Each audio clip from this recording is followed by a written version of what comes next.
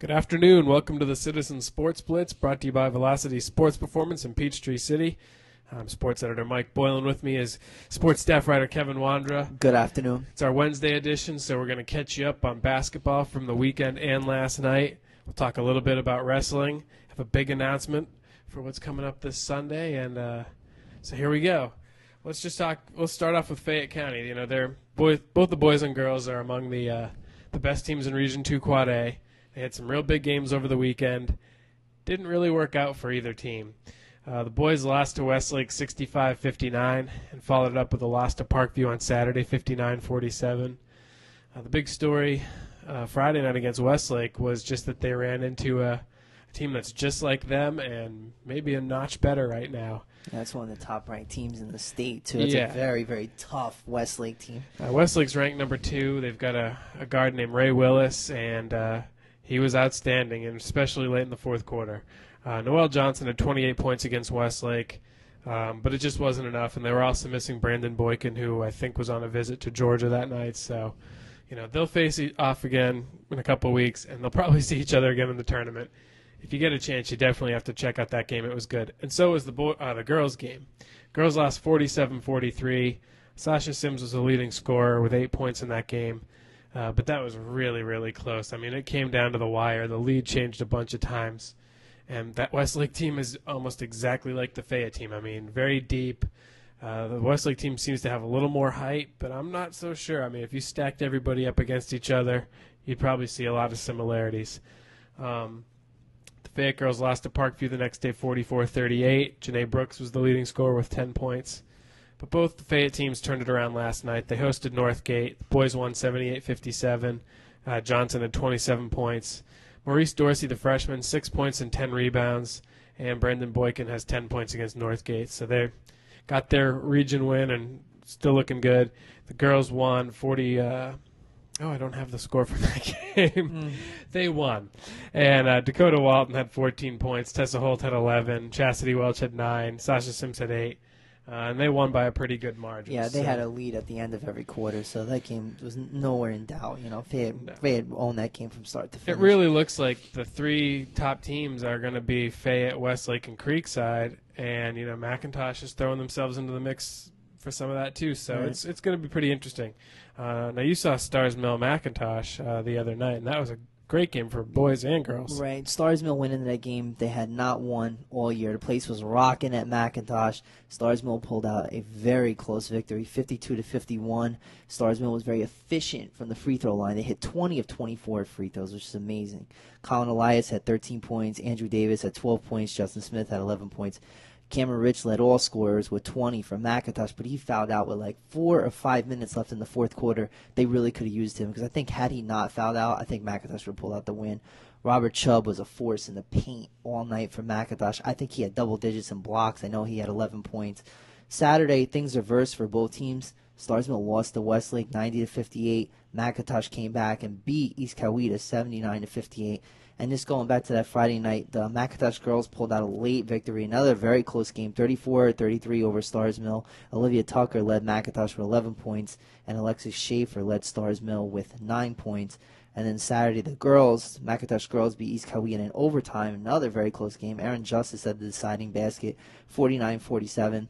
Stars Mill lost again to Westlake. It was a very difficult game for Stars Mill, 60-29. I think Westlake's girls are ranked as well. So. Yeah, they've got to be. I mean, they're a super team. They're really tall. They've got a lot of height in the post.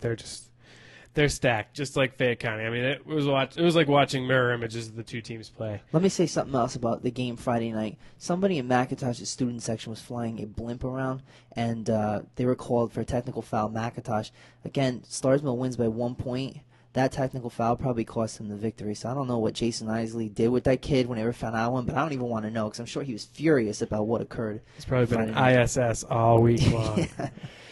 Sandy Creek was off over the weekend. They played last night. Girls beat Cartersville 59-50. Jack Okai had 11 points, 7 rebounds. Kanisha Rich chips in 10 points, 5 rebounds, 4 assists. Boys beat Cartersville 55-53. Malcolm Jackson has 16 points and 7 rebounds, 4 steals. Darius Harris, 14 points, 6 rebounds. So that's their first region game of the year. They started with a win. They've got Carrollton I think, Saturday night. So that's another big region game for them. Let me add something to the boys' game. I think it was 3.3 seconds last night. Jonathan Owens, loose ball, hit a very short jumper along the baseline. That was the game-winning basket for Sandy Creek. It was a huge basket for them. And, they've been playing well this year, too. They've had some big games. They just haven't had the deep schedule that everybody else has been playing with region yet. So, and that game put them at 500, too, the boys' team. Whitewater played the other day. On Friday, the boys lost to Creekside 58-39. The girls lost to Creekside 31-28. Jackie Gittens leads Whitewater with 13 points, 5 rebounds.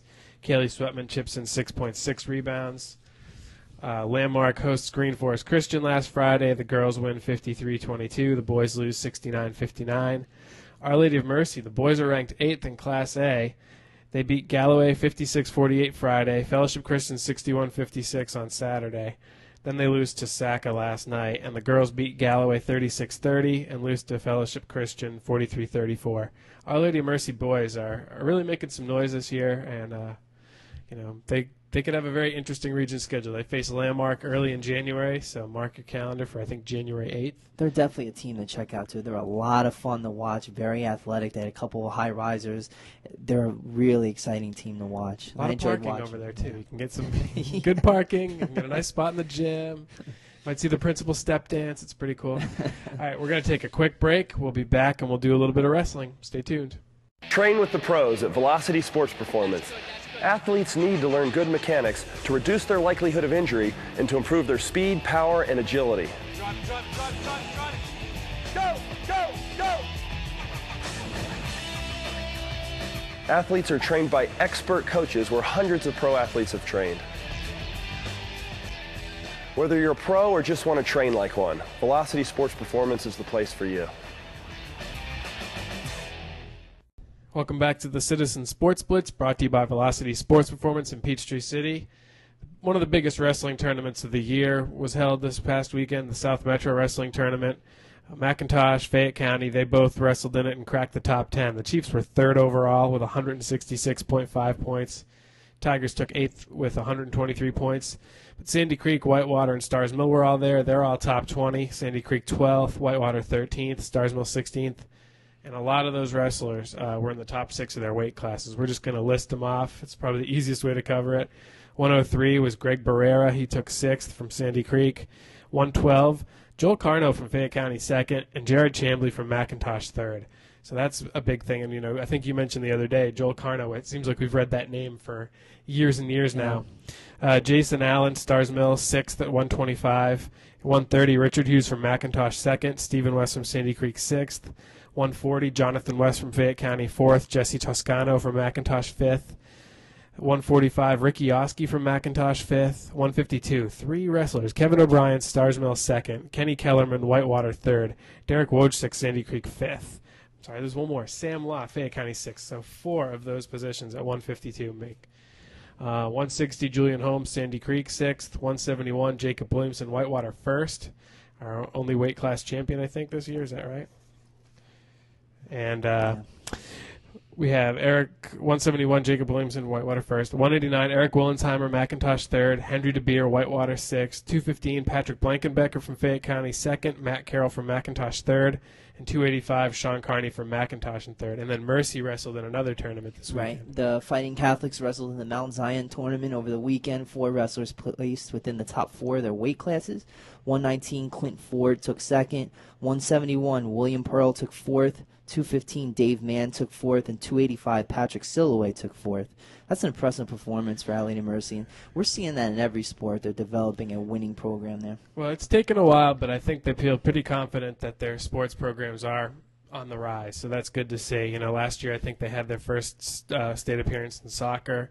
We're starting to see it in all different sports. Mm-hmm. Okay, the big news. Sunday, December 16th, this Sunday from 2 to 4 at Velocity Sports Performance in Peachtree City. They're holding an open house. Now, there's going to be special guests there like former Atlanta Brave Johnny Estrada, but perhaps the most special guest of all will be there. Myself and Kevin will be there. We'll be there, doing a live sports blitz. We're going to talk to some of the people there. We're going to shoot some of the demonstrations they're doing, training demos, the obstacle course. Maybe you'll see me on the obstacle course.